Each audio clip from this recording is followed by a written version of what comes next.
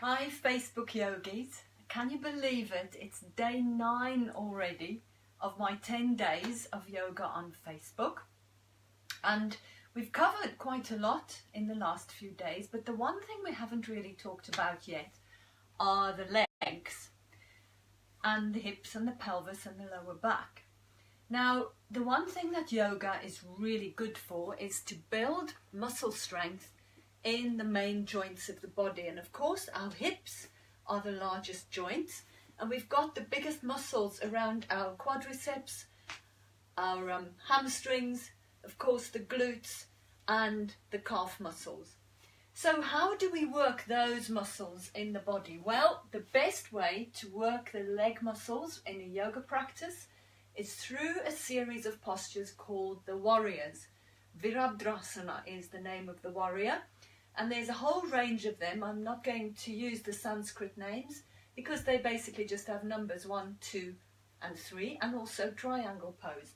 So how do you set yourself up to come into a well-aligned warrior pose?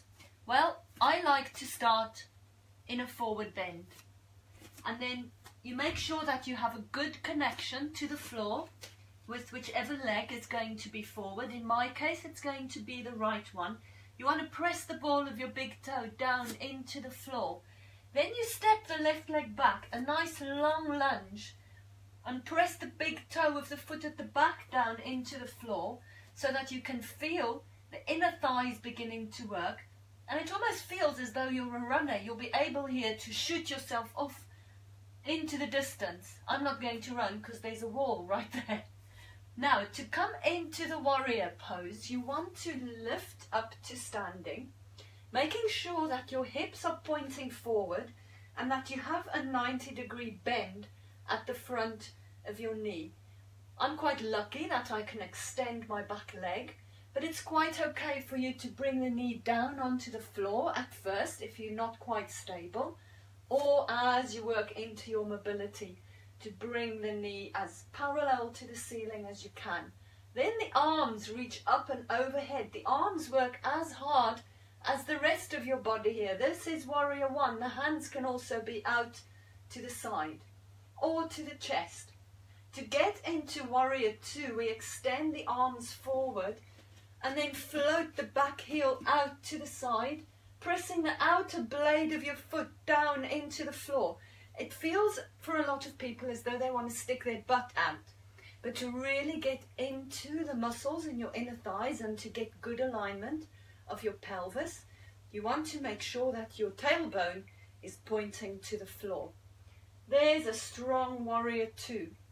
Now I like from warrior 2, because the hips are already open, to go into triangle, Trikonasana. And to get into triangle pose, you straighten the front leg and then reach over as though you want to pivot, and then slowly cartwheel or windmill so that the outside of your wrist comes to the inside of your leg. You can see how a triangle is created in the side of my body. That's why the pose is called triangle. So there we go. From triangle we can float back into warrior 2, and then we can reach the hand to the knee at the back and reach the hand over. So a good asymmetrical twist. Floating back to your warrior 2, place your hands either side of your foot, roll back onto the ball of the foot at the back, and then we step forward and repeat on the other side. Now, if you try that series of warrior poses, you'll feel how you build quite a lot of heat in your body.